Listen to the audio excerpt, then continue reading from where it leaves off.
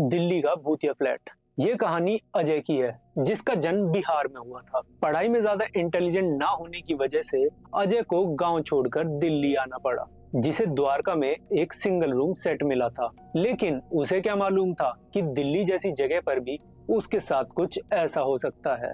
उसे वहां एक रूम मिला, जिसे देखकर वो बहुत खुश हुआ। रूम में घुसते ही सबसे पहले वो भगवान की मूर्ति को अपने माथे से लगाकर अपनी अलमारी में रख देता है। धीरे धीरे वो टेरेस को एक्सप्लोर करता है और देखता है कि उसके बाहर का व्यू बहुत ही शानदार था। बहुत कम टाइम में उसे वो फ्लैट बहुत ज्यादा पसंद आ गया था, क्योंकि उसका व्यू इतना शानदार था कि अब वो वहां बैठे बैठे अपनी शाम निकाल देता था। धीरे धीरे उसने कोचिंग ज्वाइन की।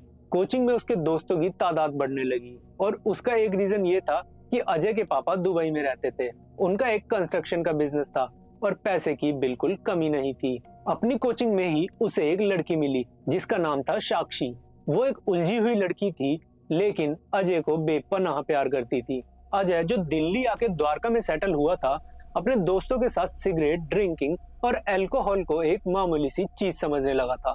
साक्षी को इन चीजों से कोई दिक्कत नहीं थी, क्योंकि वो मॉडर्न थिंकिंग की थी और वो उस चीज को एक्सेप्ट कर लेती थी। अक्सर अजय के फ्लैट पर हर 5 दिन में पार्टी होती थी। एक साल बीत गया अजय को बिहार से दिल्ली के द्वारका में आए हुए। उस सोसाइटी की टेरिस की जो दीवारें थी वो छोटी थी और गेट ज्यादा नहीं थे। शाम को नीचे घूमने वाले कुत्ते टेरिस पर आ जाते थे।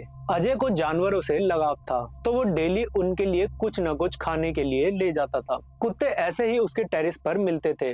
वो दिन भी आया जब महीने की बड़ी पार्टी ऑर्गेनाइज हुई। अजय ने अपने सारे दोस्तों को इनवाइट किया। पार्टी के बीच जब वो टंकियों के पास गया, उसने देखा कि वहाँ एक मटका रखा हुआ था। अजय ने उस बात को मजाक में ले लिया कि टंकियों के बीच मटका क्या कर रहा है। उसने सबको चिल्लाकर बुलाया कि देखो, यहाँ कुछ रखा हुआ है। पार्टी में लोग नशा कर रहे थे, तो किसी ने ध्यान नहीं दिया। अजय ने मजाक मजाक में वो मटका उठाया और जमीन पर दे मारा। जैसे ही मटका गिरा, उसमें से कुछ निकला। उससे एक बच्चे की शक्ल दिखाई दी। वो बहुत ज्यादा घबरा गया। उसके दोस्त उसे वापस पार्टी एंजॉय करने ले गए। धीरे धीरे पार्टी खत्म हुई और सारे दोस्त अपने घर चले गए। रात को अजय जब अपने रूम में अकेला था, लेकिन उस रात कुछ अलग होने वाला था। रात के लगभग 3 बजे अजय को लगा कि उसके रूम में कुछ अजीब हरकतें हो रही हैं। उसने आंखें खोली तो देखा एक बच्चा सामने खड़ा था, जिसकी लाल आंखें थी।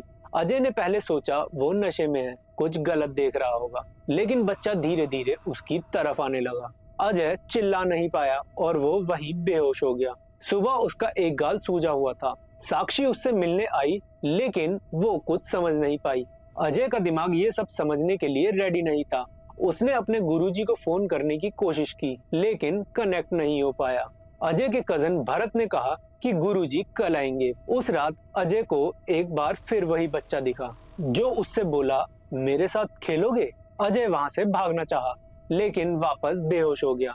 अगले दिन गुरुजी आए और कहा कि वो फ्लैट एक बच्चे की आत्मा से भरा है। गुरुजी ने अजय से कहा तुरंत वो फ्लैट छोड़ दे।